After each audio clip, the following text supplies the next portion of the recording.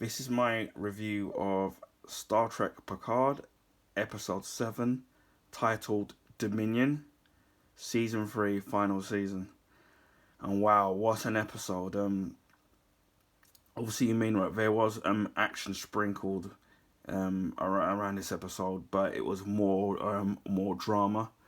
Um, if we remember any previous episode, Riker ends up being kidnapped by Vedic and obviously being tortured. And then obviously he's not gonna talk because obviously he not gonna rat out his friends. But then they've obviously kidnapped Deanna Troy, so it's gonna be interesting to see what happens there. Now we don't see any of that in terms of what happens in this particular episode. So obviously with only 2 episodes left, it's gonna be interesting in how on what happens there. My guess is that Riker and Troy will probably find a way of getting out themselves. Um, Obviously in the previous episode, right, we find Data or a new incarnation of him, but with obviously the 4 different personalities, and especially the old favorite Law, which does come into fruition in this episode. The episode starts off with Seven of Nine speaking to an old friend who, when you see who the person is, it's very familiar. But everything isn't all as it seems, as we find out as Seven of Nine interrogates that particular person. What we do learn is that the particular person obviously is still around, but I'm hoping that this then gets resolved. We still have the issues with Jack in terms of what's going on with him, and we kind of do find out a little more of what's kind of going on with him, and even some new abilities that he seems to have got. But in terms of what's fully going on with him, we still don't know. He seems to be getting close to one of Geordie's daughters, and that's Sydney LaForge. So it's going to be kind of interesting as to how that pans out, or whether she feels the same way. Um, what One of the things that I have said in previous videos is in terms of what will we get the backstory of Vedic, and in terms of what went on with her, and we actually do get the backstory behind what's going on with her and what her motivations are, which I'm glad that they've addressed, because obviously we've come to the last couple of episodes now. Um, Sometimes you need to kind of a backstory or the narrative as to what's going on with the villain of the particular piece, and it's almost sympathetic, and now it kind of sheds a new light on the Federation, in the sense that they're not as squeaky clean as what we thought they would be morally, and obviously by their Federation rules, probably more so to do with Section 31. Obviously they're willing to do things that are not above board, so to speak. But we'll get into that and more so in the episode. Um, Jack then confides in Picard that not everything is right, and he's got a guilty conscience because obviously with Riker was sort of being nice when obviously he'd been captured and then crew being kidnapped or being killed.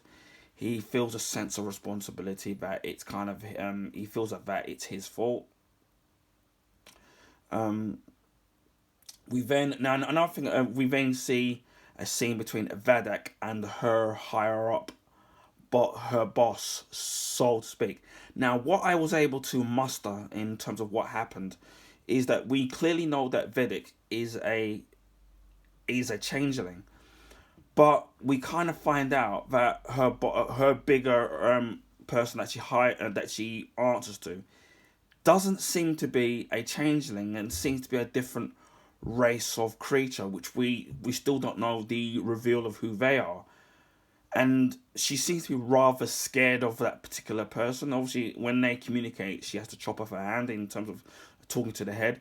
Again, we know that her boss or whoever it is not a changeling. So I wonder if we're going to get a reveal as to who her handlers really are. Obviously, we've got no Raffi or Worf. They're away in terms of doing something now, and I think with what's happened, with where they've gone and what happens at the end of the episode, I think it's going to be very interesting as to what part they'll be able to do and help out in terms of what happens at the end of this episode.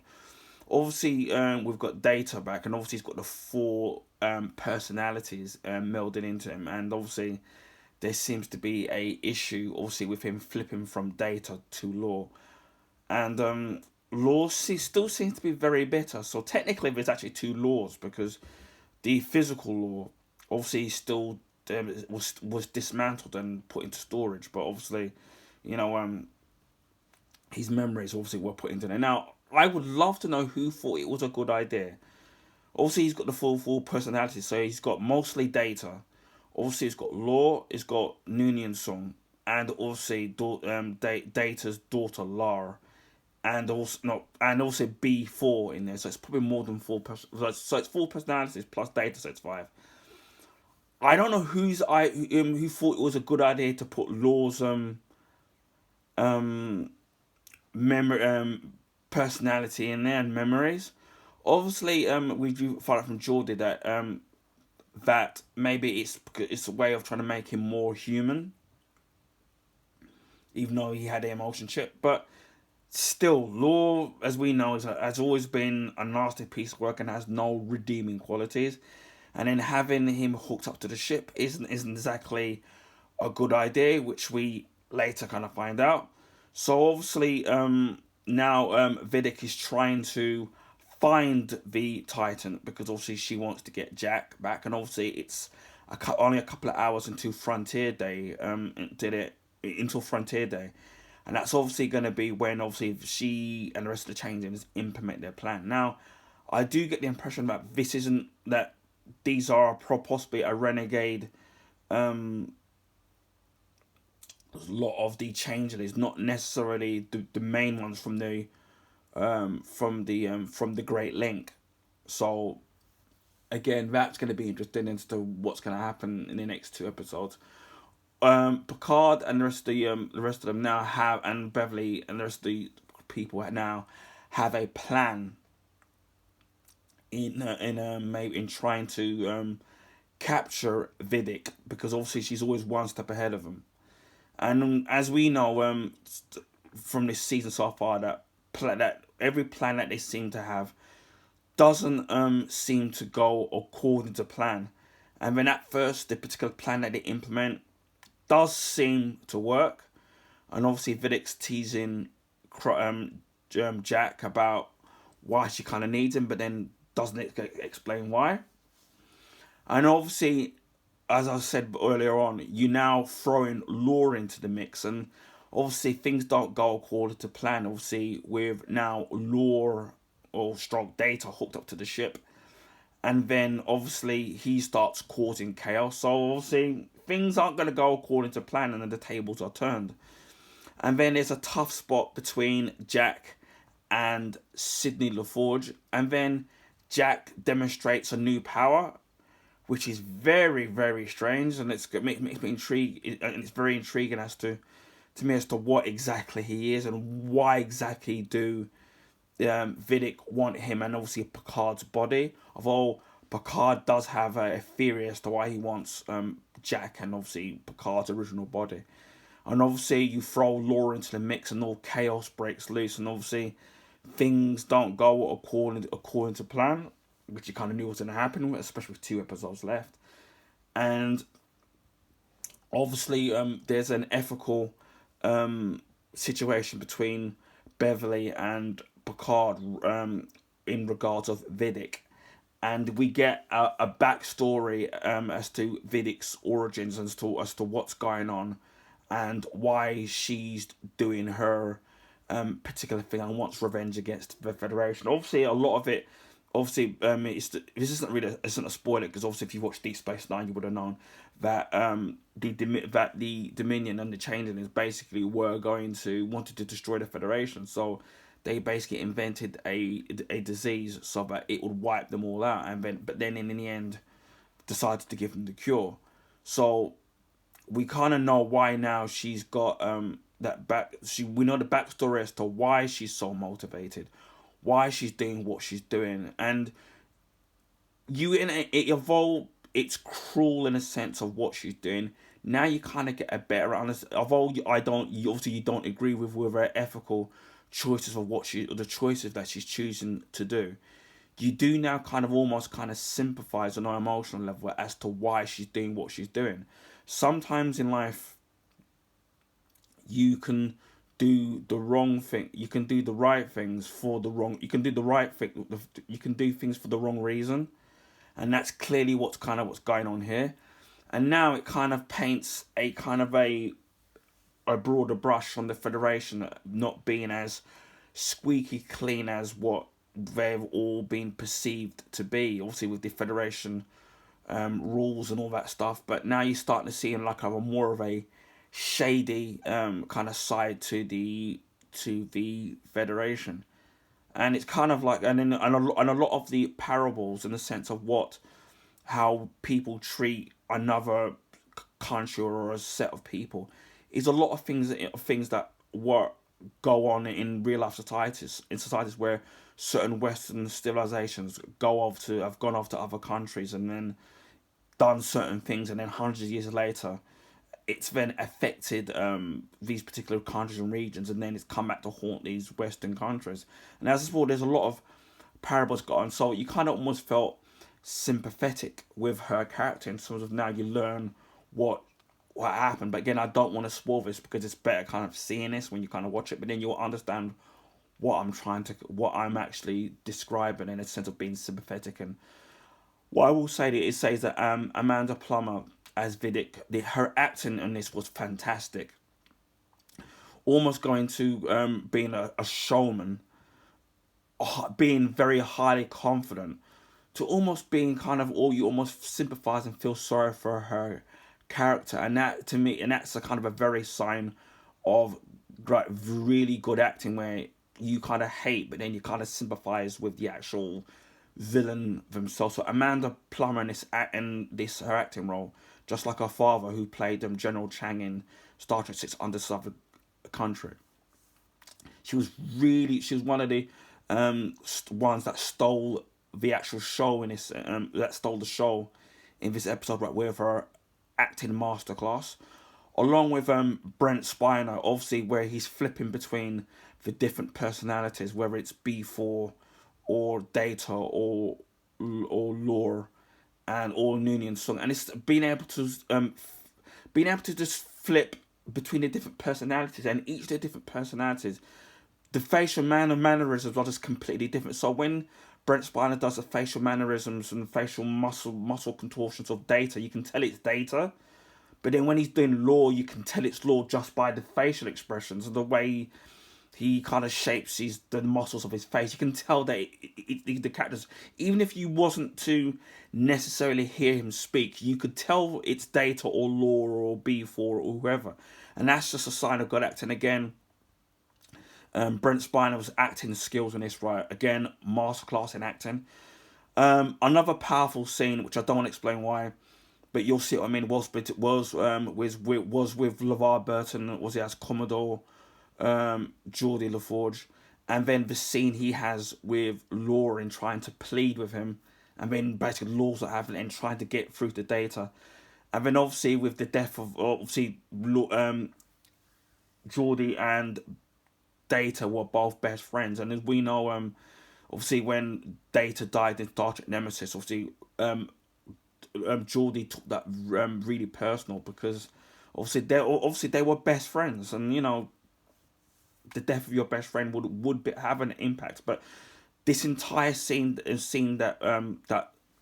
LeVar Burton has with Brent Spiner, who I know that they're best friends in real life, but the acting and that and the emotion that was pouring from Geordie in a sense of in terms of what happened from Nemesis until now, and until how it affected him from over the years, it was just really powerful and really moving.